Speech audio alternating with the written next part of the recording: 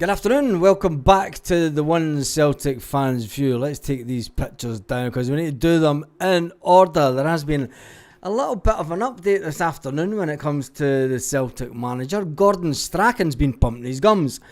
And if Gordon Strachan's been pumping his gums, his son needs sacked from Celtic. If it's true, and if this has been leaked and is now common knowledge by his dad, he needs sacked, Gavin Strachan, out the door. If you can get rid of John Kennedy after 27 years at Celtic, or whatever John Kennedy was at Celtic, and if Gavin Strachan has leaked to his dad who Celtic want as manager, I think it's unbelievable. Is Kelechi away? I don't think so. Not that I've heard. Doesn't seem to be on the news that Kelechi is away. Why would Kelechi be away? He's got a year's contract with a further year potential after that. So he would have to ask for his contract to be ripped up. And I don't think that Celtic are in a position for to be ripping up contracts of strikers. Fucking hell, Hearts have went. Jesus. Hearts are winning 4-0 against Dundee. Jesus, motherfucker. That's not the scoreline I was wanting to see tonight as I switch on the television. Hibernian are winning against Livingston. That's a good result when it comes to the SPFL table. But Hearts, get the league up, huh?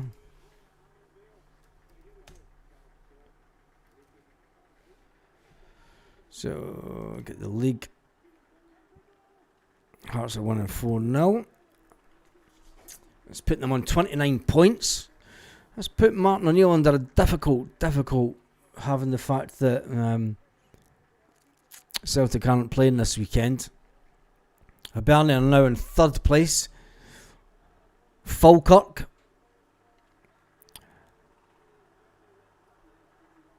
are in fifth place on 15 points, the same as the Rangers.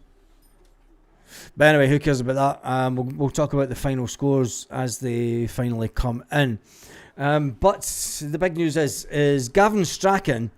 Alistair Webb says that Gavin Strachan has no idea who the next Celtic manager is. Gavin Strachan will have an idea because he'll be in discussions and he'll hear things around Celtic Park and Lennoxtown with Paul Tisdale, the man that's meant to be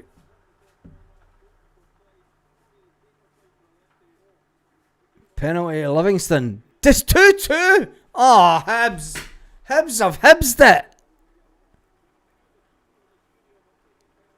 Why do Hibs do such things? Why are Hibs even in existence? Honestly, what a shambles of a club. God, if you thought we were bad, you could always be a Hibs supporter.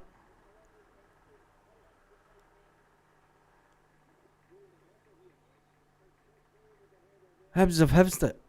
Anyway, Gordon Strachan. Gordon Strachan says at an event during the week, he said, look, the guy that Celtic are after won't be available until December. Hence the reason that they got in Martin O'Neill so quick. And they were so efficient in getting Martin O'Neill in. So whom does it leave to bring in as potentials? Now, the one that we're kind of all hoping at this stage, and I've got a funny feeling it's not going to be, I think it's going to be the last one on the choice, unfortunately, because there was rumours that Celtic had been looking at this individual to be coming in after the summer when Brendan Rodgers was due to leave Celtic. So the one that we're all hoping for is maybe the Bodo Glimt manager, Knudsen. But he is in the middle of his season. Well, he's coming towards the end of the season. They do it correctly. They finish up for the summer, for the winter, and play their football during the summer. The fact that, could it be him? Celtic have been linked with him for a number of years, and I think that he would be the one that most Celtic fans would want in. Now, next on the list, which has come it's a weird one, this one, isn't it? The Wilfred Nancy. And if it goes wrong, the whole Scottish banter thing goes on to overload with this guy. He is a potential candidate that he's been linked with Celtic since Tuesday. I mean, it's not as if he's just came into the flow with this one. It's not as if he's just appeared on the doorstep out of nowhere. He has been linked with the rest of them. Could it be him? He's been successful in America. He's not known to the European football scene as such. Could he bring over his... It's a market that Celtic have been actively in the last couple of seasons. When you look at the fact that Celtic went over to America for a tour, you can see the thinking behind this one. Because when we went for Ange Postecoglou,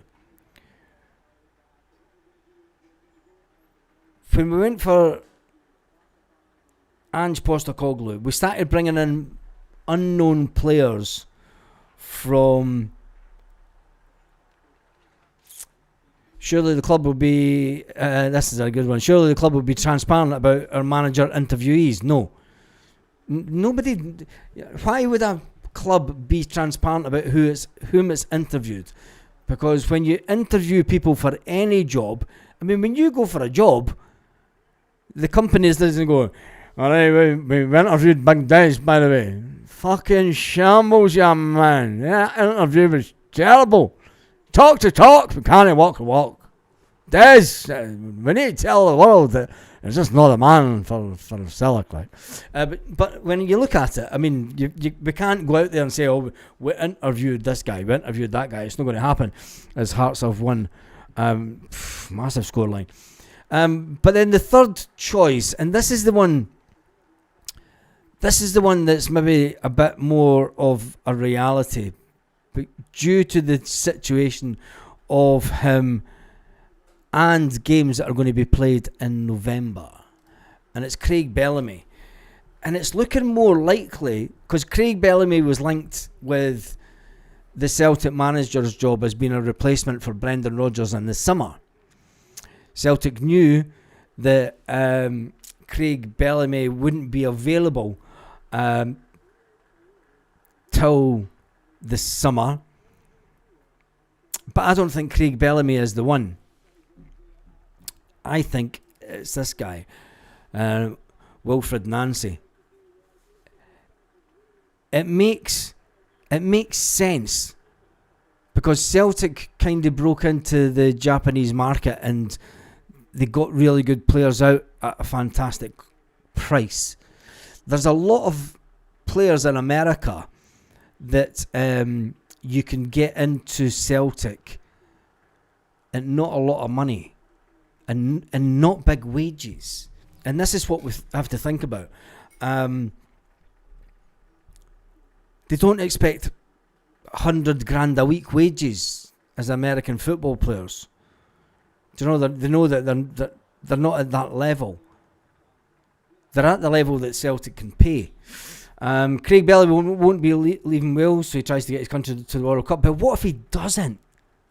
What if he doesn't get them to the World? What if he gets to the playoffs and what if they've already had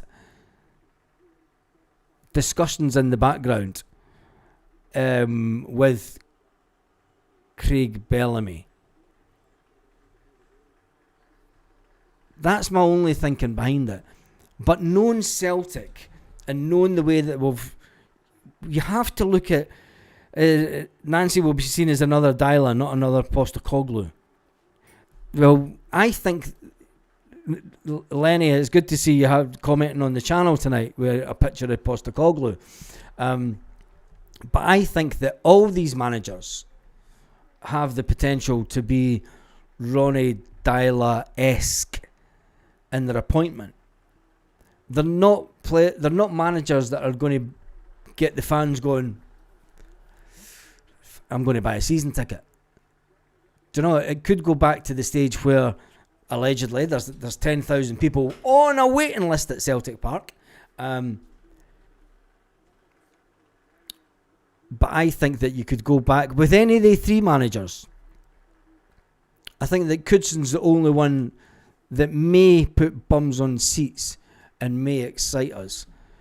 But the fact is, will he come to Celtic? Is he the man that we're after? Really?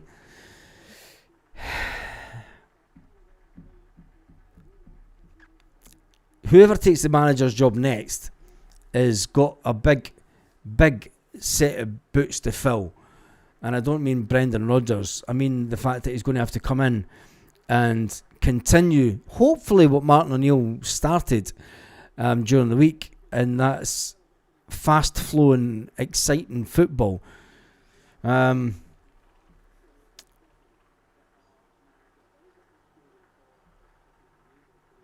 me just get this comment up.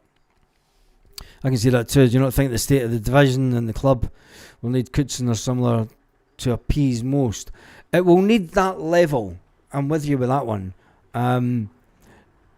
Wilfred Nancy is a coach who currently manages Columbus Crew, and they're set to compete in the upcoming MLS playoffs. He's won a few competitions. He's won a few cups in America, and you can understand why he's been linked with Celtic, because Celtic want managers that have done it elsewhere. How the have Hibs dropped points? Really? You absolute reprobate of a club. You're still in third position though, but you're on 15 points with the Sevconians. What's wrong with Hibs? Just fucking... It's no wonder they're all Hurls, Piffs and Junkies coming out of that place. You're only Hurls, Piffs and Junkies. Hurls, Piffs and Junkies. I found myself singing... now that Martin O'Neill's back, I found myself singing some songs that Celtic fans used to sing back in the early 2000s when I was in the shower this morning. Unbelievable what one manager can do. I'm pretty sure that Nancy grew up a Celtic fan. I'm not buying that one. I'm not buying that at all. He did not... Let's put that one to bed. He did not grow up being a Celtic fan. You can't see him in the 1980s blogging onto Fox TV to watch replays of Celtic games and get the Celtic score on teletext. Did they even have teletext in America? Or was that a UK thing? CFAX. It didn't happen. I'm not buying that one. If he comes out and kisses the badge, get him out the door as quick as he comes in. If he comes in and kisses the badge and says, I've always been a Celtic fan, we're fucked. We're fucked. I would rather have the I'd rather have this guy in. Being all honest. Because you know that he's not going to come in and say, yeah, I was a Celtic fan. That's a fucking Celtic fan. Fuck off. No. And then in walks P. Diddy, fucking rolling a big spliff, and then in comes the Hibs security guard with the keys to the fucking the keys to the Honda Civic. What world are we living in today?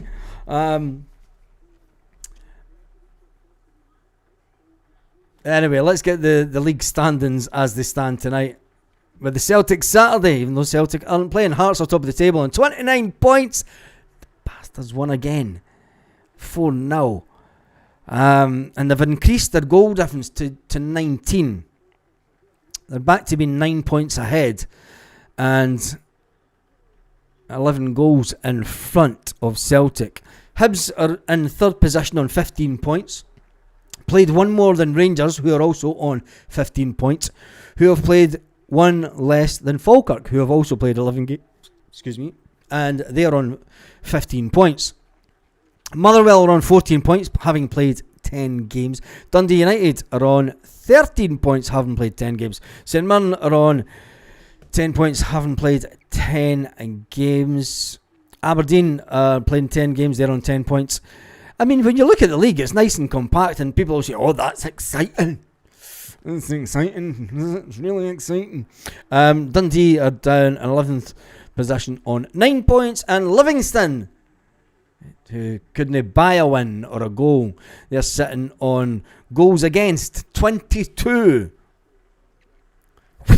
They're the whipping boys for the season, aren't they?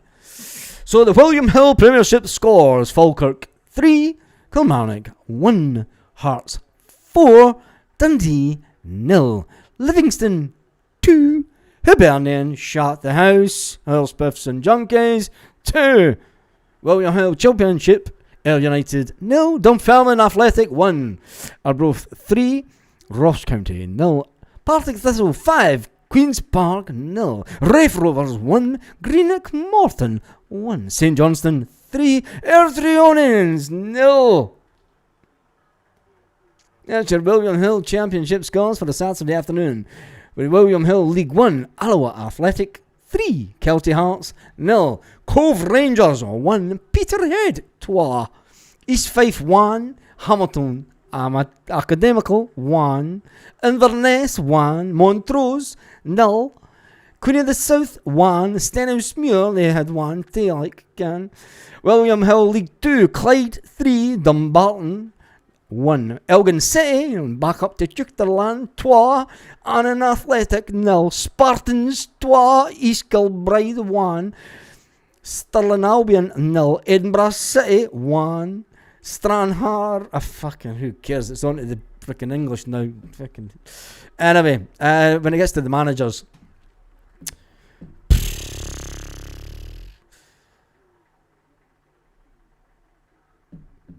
I think that if the Bodo Glint manager is the best that we can get, he's not the guy that I want. He's not the guy that I particularly want. I think that we've been linked with him too many times, and it goes back to a certain player that we were linked for a few years, and we didn't go for him. So I'm hoping it's not the Bodo Glint manager. I'm kind of hoping it's not Craig Bellamy, to be honest. Nothing against Craig Bellamy. He'd come in and he'd done well for Celtic. He's an up-and-coming manager. You could see Celtic, why they're going down that road, but all signs to me saying, when you look at what Celtic have done in the past, all signs kind of point to this guy. But then again, it's Celtic FC. And, Baz, what's your mouth? I'm a truckster.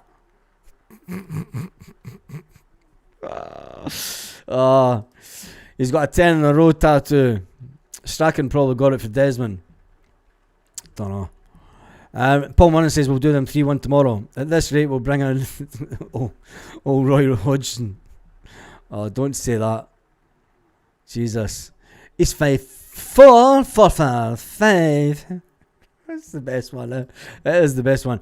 I'm not sure. Paddy, I mean, it's not about who I think will be manager. It's who I want to be manager. And I want the best man to get the job.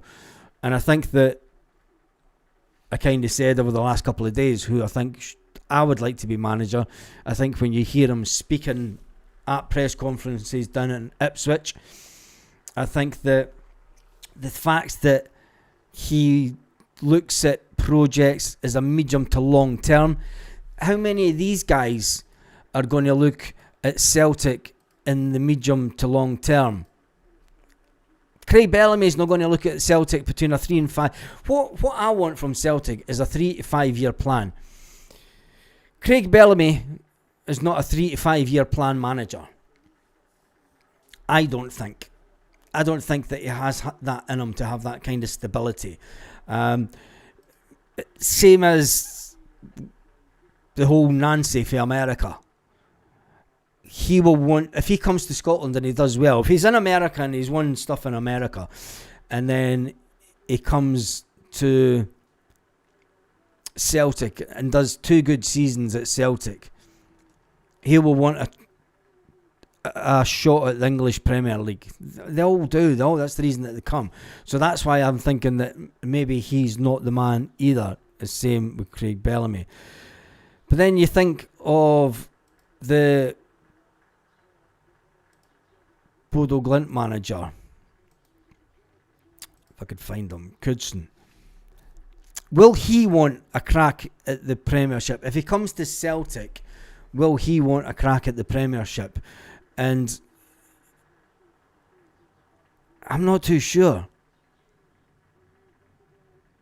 Do you know, I don't want a manager to come in and just use us as a springboard. That's not what we need just now. Don't have a clue about Knudsen. Kieran McKenna for me. Yeah, that's who I'm thinking, Dublin's Fair City. I mean, that's who I want, having heard them speak. Do you know, nothing's impossible in football. Every manager will come out and say, listen, Brendan Rodgers last week was saying, I want the best for Celtic. Fucking this. McKinley seems interested, and plus he's a Tim. I mean, that's not the be-all and end-all for him to get the job. I certainly don't want Badge Kisser to come in. And I don't want somebody that's coming in saying, I was a Celtic fan when I grew up. Yippee-ki-yay, motherfucker, type thing. Do you know what I mean? I don't want no badge kissing manager. Craig Bellamy comes under that. He'll just use us as a stepping stone. And I don't want that. Nancy, it's got maybe exciting football written on it, but I don't think that if this is the guy that we're after, he's not going to be available till December, then so be it. But ultimately, for me, I was kind of hoping that we would just go, do you know what, go all in with McKenna. Go all in with McKenna and just wait and see. McKenna here and Knudsen or Nancy for me, Baz. Out of those 4, I would certainly say that, I mean, Knudsen is a great, he brings through youth players. And that's all fine. But how many, I mean, there's an interesting comment. Knows the entire Scandinavian market is a great fit. Mark Norowski, Odom Ohm, Gustav Lagerbielke. There's all players that are coming in from that market in the last couple of years. And let's face it, as good as they've been, do you know, they've been unable to cement a place in the Celtic team for whatever reason. So you've got to think about, is the Northern and European market where we really want to be bringing in players? Can we get players? And to go into that market, you need to get them at a younger age. Because if we've released Kelechi, I think that's a rumour. I don't think that we have released Kelechi. If he has, he's fucking spat the dummy out with Brendan, hasn't he? Because Brendan's left. What separates McKinnon from Russell Martin in terms of CV?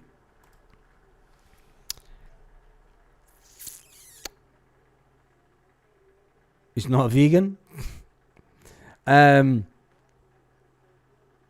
Did Russell Martin get teams up into the Premiership? Did he? I don't know. I've no idea. I've no idea what Russell Martin's CV was. I never looked at it. I don't care. It's going to be Duff. Desmond wants him. Don't say that. Don't say that. No, Kells was meant to be at training this morning. So if there's any rumours going around, Martin O'Neill's probably went, fucking shut up, you. Who do you think you're talking to, young man? Get out my club. Can't see it. Anyway, we'll soon see tomorrow. That is the Celtic chat for Saturday afternoon.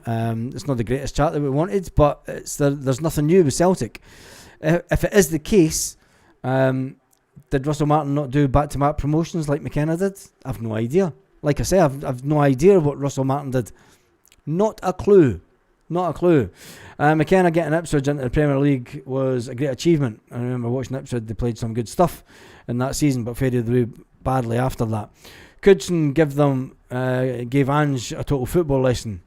That guy can organise a team. This is true. The only way he would be released was a long-term injury, or if they'd come to an agreement that he wasn't wanting any money and he wanted to just get out his contract, and then he'd be free to go wherever. Maybe that's it. Would December not be the Japanese league guy? Supposed to be like Ange Ball, but with a plan B? No idea. Would Larsson get a shout? Nope. I wouldn't have Larsson.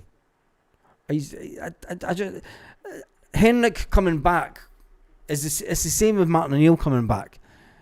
As much as you want to do it, Henrik's never done it as a manager. I hope that Martin O'Neill can get through the next month and a half. If we're going to have him here for a month and a half, I hope he can get through it and keep his reputation.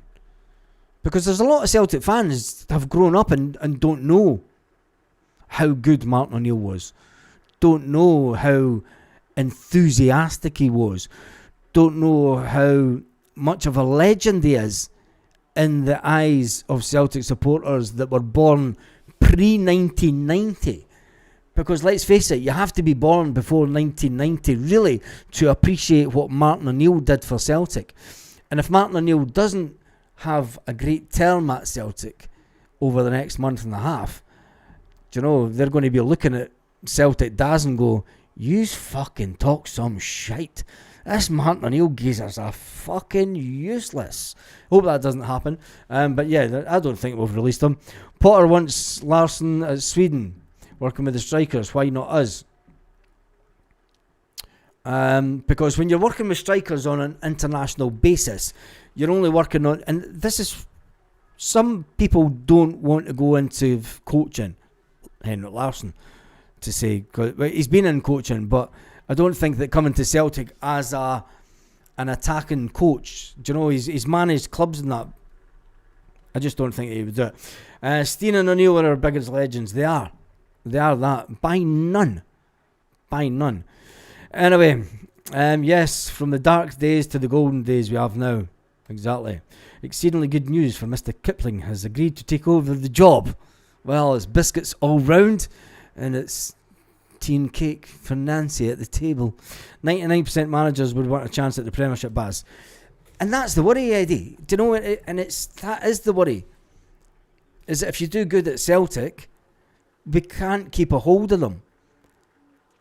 I mean, Brendan Rodgers came back because, let's face it, he was good pals with Dermot, and he went, yeah, come on.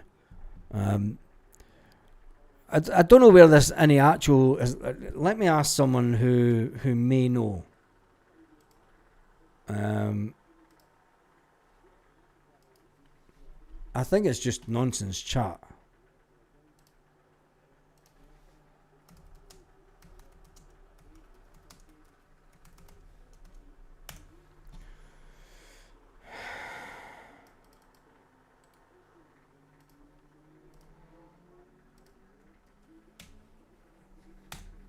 See who replies.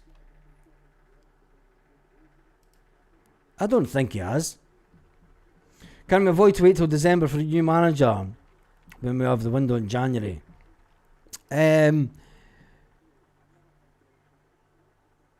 we avoid to wait till December? Yeah, I was kind of hoping that Celtic were going to be really reactive in this and get things done quick.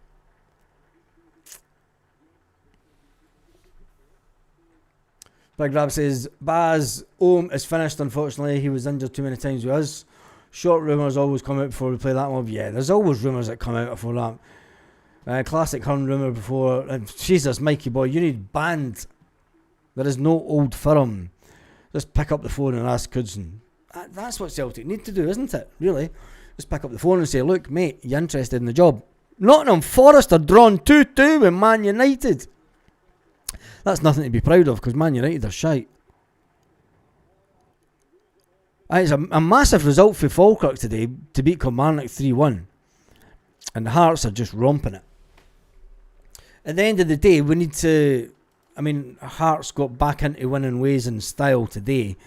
There's always going to be crazy rumours the night before a derby, and especially one that's at Hampden. It has so much... If you win this derby, it's not just winning the derby, it's getting to the final. It's not just getting to the final, it's putting one over them. It's giving you that confidence in the league.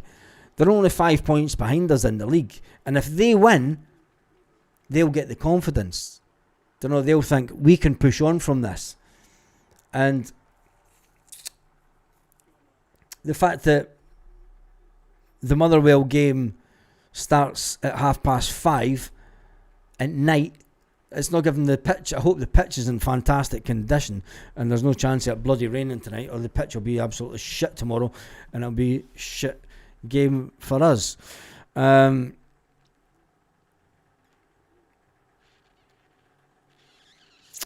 got Ipswich relegated.